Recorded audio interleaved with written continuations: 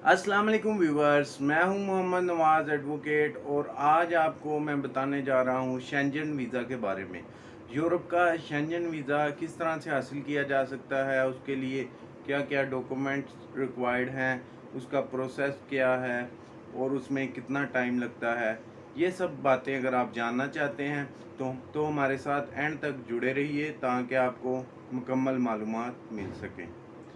सबसे पहले हम बात करते हैं कि इसके लिए हमें कौन कौन से डॉक्यूमेंट रिक्वायर्ड हैं। सबसे पहले हमने इसका एप्लीकेशन फॉर्म फिलअप करना है ऑनलाइन। उसके साथ साथ एक पासपोर्ट होना चाहिए आपके पास, और पासपोर्ट कम से कम उसकी एक्सपायरी डेट जो है 6 माह बाद की होनी चाहिए। 6 माह के लिए आपका पासपोर्ट जो है वो वैलिड होना चाहिए। इसके बाद आपने एयरलाइन टिकट रिजर्वेशन करवानी है, यानी कि जो जहाँ पे आप यूरोप में जिस मुल्क में भी जा रहे हैं वहाँ की आपने अपनी टिकट बुक करवानी है, और सिर्फ बुक करवानी है, उसके लिए आपने पे नहीं करना। मैं पहले भी अपनी वीडियोस में ये बात कई मरतबा आपने पे नहीं करना टिकट के लिए, जस्ट बुकिंग करवानी है। जब आप बुकिंग करवा लेंगे किसी भी एयरलाइन के ऑफिस से, तो उसके बाद आपको वो एक रसीद दे देगा। वो बुकिंग की रसीद आपने फ़ाइल में लगानी है, ना कि पेमेंट की। पेमेंट आपने उस वक्त करनी है जब आपका वीज़ा लग जाएगा, उसके बाद आपने टिकट्स की पेमेंट करके आपने जो है उसे डन करना है।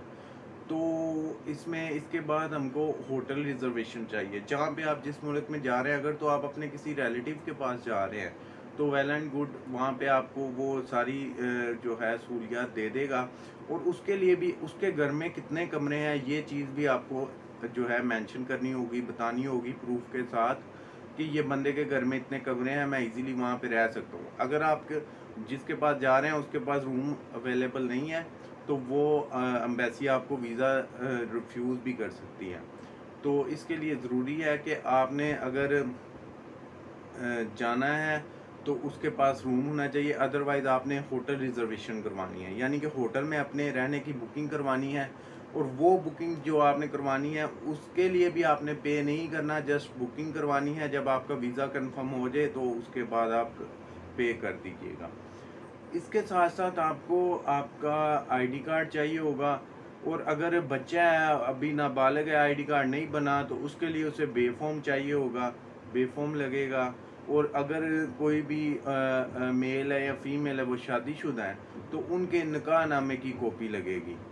तो इसके साथ साथ जो मोस्ट इम्पोर्टेंट थिंग है जिसकी तरफ अब मैं आपको लेके जा रहा हूँ वो है आपका बैंक स्टेटमेंट।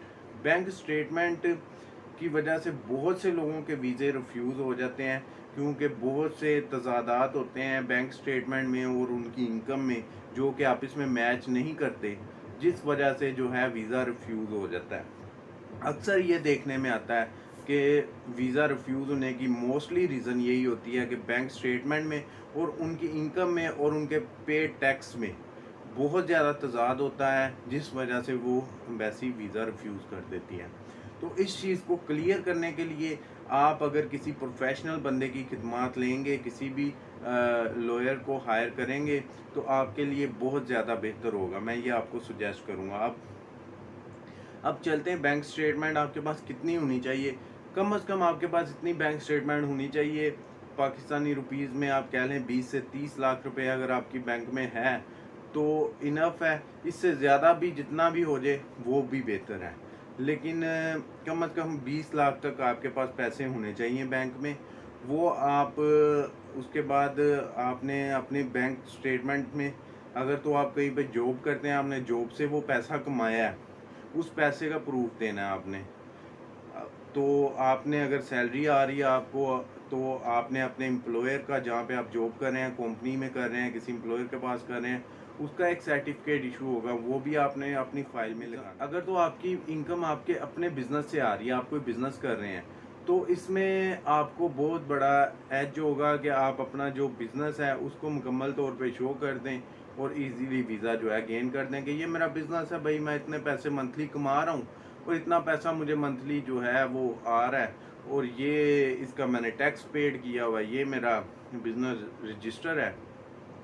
तो उसमें आपको जो है वो सारी आपकी बैंक स्टेटमेंट क्लियर हो जाएगी कि ये पैसा आपने अपने बिजनेस से कमाया है।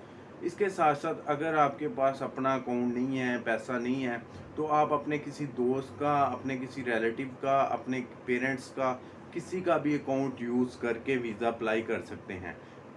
वो उसके लिए आपको एक डिक्लेरेशन देंगे कि हाँ, ये मेरा दोस्त है, मेरा भाई है, मेरी बहन है, या ये मेरा बेटा है, तो मैं इसे पूरी तरह से स्पॉन्सर कर रहा हूँ इसके वीज़े में, ये मेरा अकाउंट है, ये मेरी इनकम है, ये इस तरह से पैसा मैंने कमाया है। तो ये सारी चीज़ें वो जब बता देगा, तो उसके बाद वो एक डिक्लेरेशन देगा, जो कि मैं आपको पहले भी बताया है। वो डिक्लेरेशन आपकी फ़ाइल में लगेगी उसकी, कि इस उस बंदे के अकाउंट पे आप विज़िट कर रहे हैं। तो इसमें अगर बैंक स्टेटमेंट में आपको इसके बाद टैक्स का अपना शो करना है कि आप फाइलर हैं, आप पाकिस्तान में मुकम्मल तौर पे अपना टैक्स अदा कर रहे हैं, जो आप कमा रहे हैं उस पे आप टैक्स दे रहे हैं, आपने कभी टैक्स चोरी नहीं की। ये सारी चीज़ भी आपने प्रूव करनी है। और इसमें जब से आपने अपना बिज़नेस शो किया है, तब से ही आपने शो करना है कि मैं ये तब से ही टैक्स दे रहा हूँ। इसमें बहुत से तजादात आ जाते हैं जिस वजह से वीज़ा रिफ्यूज़ हो जाता है। तो इस चीज़ का आपने बहुत ख्याल रखना है। अब टैक्स के बाद हम आ जाते हैं कि अगर आपके पाकिस्तान में कोई एसेट्स हैं, जैसे कि कह लें आपके पास अगर प्रॉपर्टी है, कोई गाड़ी है, कोई इसके साथ साथ आपके पास कोई प्लॉट पड़ा हुआ है, इस तरह से कोई भी मूवेबल कोई शेयर्स हैं कंपनी में, ये सारी चीज़ें भी आपने शो ऑफ करनी है।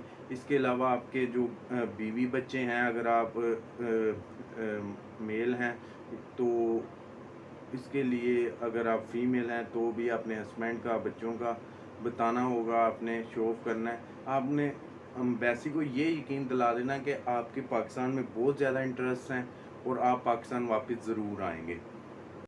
जी व्यूवर्स, अब हम आ जाते हैं कि इसमें टाइम कितना लगता है। इसमें टाइम 14 टू 28 डेज़ के अंदर अंदर शेंजन वीज़ा जब आप अप्लाई करते हैं, तो उसके 14 से 28 दिन के बाद आपको जो है उसका रिज़ल्ट मिल जाता है। या तो आपको एक्सेप्ट कर लिया जाता है या रिफ्यूज़ कर लिया जाता है, तो या रिफ्यूज़ कर दिया जाता है। तो इसमें आपको इंश्योरेंस की भी ज़रूरत होती है। आपने इसके लिए इंश्योरेंस भी करवानी है, और इंश्योरेंस जो है वो कम से कम 30,000 यूरोज़ की होनी चाहिए। इससे ज़्यादा हो जाए तो ठीक है, इससे कम की नहीं चलेगी, क्योंकि एम्बेसी की रिक्वायरमेंट है कि ट्रैवल मेडिकल इंश्योरेंस जो है वो कम से कम 30,000 यूरोज़ की होनी चाहिए। तो आपको ये इंश्योरेंस भी करवानी होगी शेंजन वीज़ा हासिल करने से पहले।